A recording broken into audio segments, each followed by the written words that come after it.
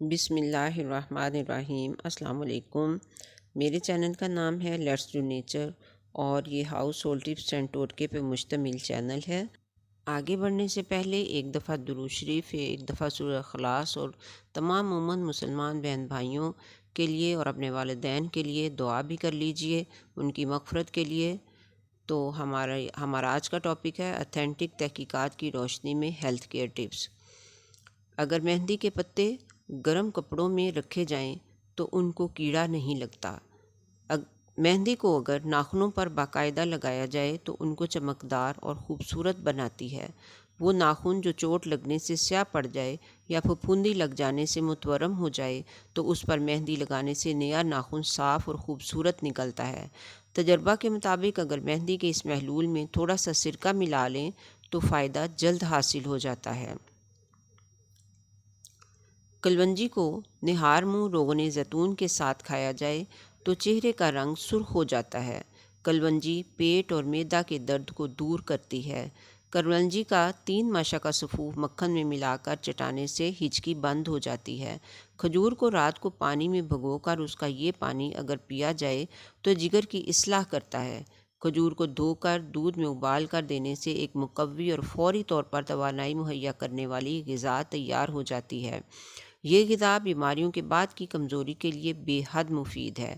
الگ صبح شہد پینے والے کو کوئی بڑی بیماری نہیں ہوتی۔ رسول اللہ صلی اللہ علیہ وآلہ وسلم نے فرمایا، منقع کھایا کرو مگر اس کا چھلکا اتار دیا کرو کیونکہ اس کے چھلکے میں بیماری اور گودے میں شفا ہے۔ منقع کو بیجوں کے بغیر کھایا جائے تو یہ بہترین غذا ہے۔ جو لوگ باقاعدگی سے زیتون کا تیل سر پر لگاتے ہیں نہ تو ان کے بال گرتے ہیں اور نہ ہی جلد سفید ہوتے ہیں۔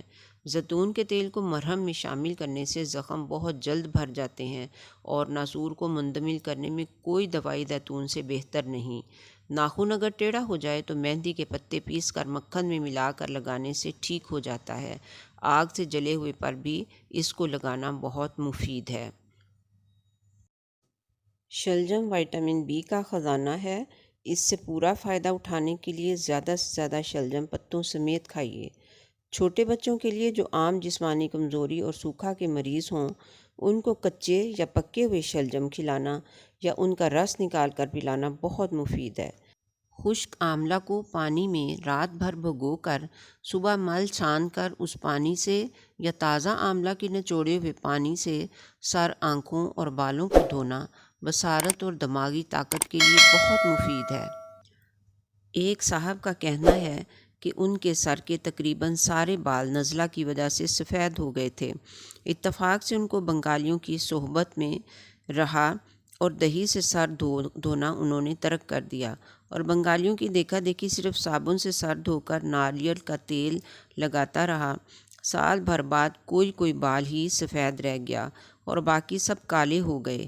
پھر انہوں نے بہت سے لوگوں کو بتایا اور خود بھی متواتر لمبے عرصہ تک استعمال کر کے فائدہ اٹھایا۔ ہر قسم کی غذا کو ہضم کرنے کے لیے دہی کا مٹھا یا چھاچھ یعنی لسی نہایت ہی فائدہ مند ہے۔ سنگرہنی کے مرض میں چاٹی کی لسی 100 دوائیوں کی ایک دوا ہے۔ بھاری اناج کھا لینے سے آلات انہضام کو ہضم کرنے میں بڑی مشکل پیش آتی ہے، لیکن بھاری چیزوں کے ساتھ لسی پینے سے آلات انہضام کو ہضم کرنے میں بہت مدد مل جاتی ہے۔ پانی ہمیشہ ابال کر پینا چاہیے۔ پانی کو ابالنے سے اگر پانی کے اندر کسی بیماری کے جراثیم ہوں گے تو وہ مر جائیں گے۔ صبح نہار منہ پانی پیا جائے تو وہ قبض کشا ہوتا ہے۔ کھانا کھانے کے 1 گھنٹہ بعد تک پانی بالکل نہیں پینا چاہیے۔ پانی ہمیشہ کھانے سے پہلے پینا چاہیے۔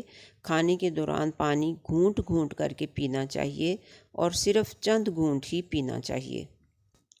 Thanks for watching.